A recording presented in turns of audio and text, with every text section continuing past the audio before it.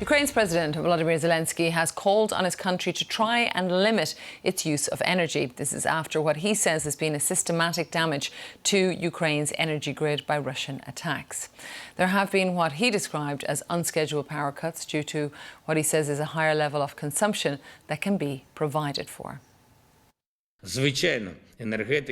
Of course, energy workers, utility workers, rescuers and everyone involved are working at their maximum.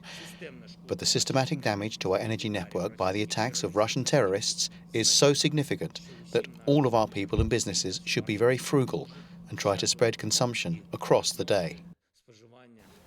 Well, Mr. Zelensky's appeal comes as the World Health Organization warned that millions of Ukrainians face a life-threatening winter because of those power shortages. The WHO says it has also verified more than 700 attacks on Ukraine's health infrastructure, so that includes hospitals, since that war began.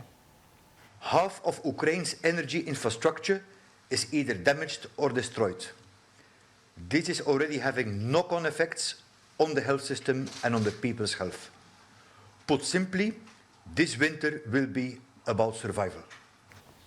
Let's get the latest on the situation from our correspondent, Jessica Parker, who's in Kyiv for us.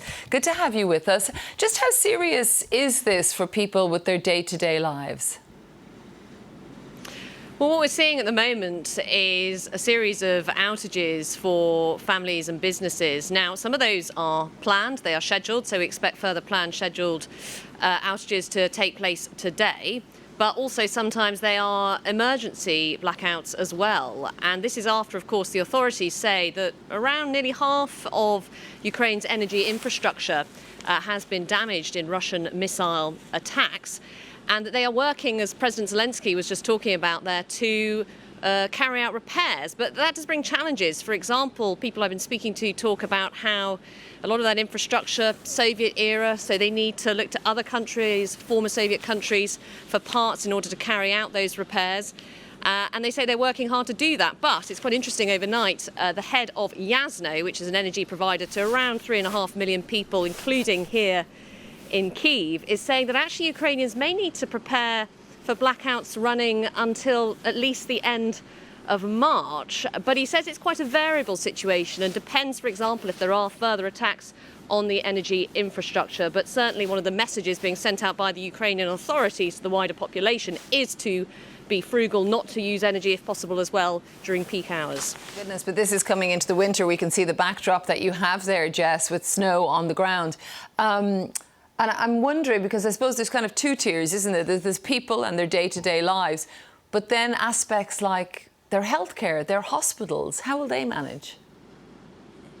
Well, it's worth saying, so we heard some pretty stark warnings from the World Health Organization yesterday, as you were just reflecting, but there are kind of critical services that do, for example, have backup generators so they don't actually have to rely on that power grid if, for example, there is an outage. So there is, I think, work there to try and protect those kind of critical pieces of infrastructure.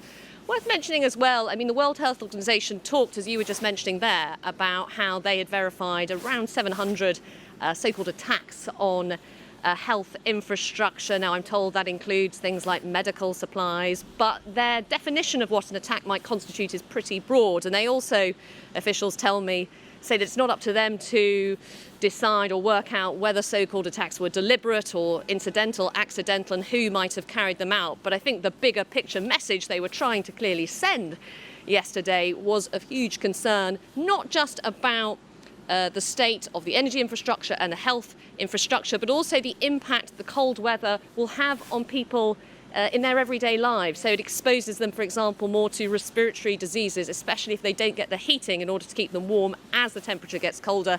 And you're right, it is getting pretty cold here. Temperatures today in Kyiv hovering around -2, but of course temperatures will drop further as the winter carries on. Jess, thanks so much for speaking to us.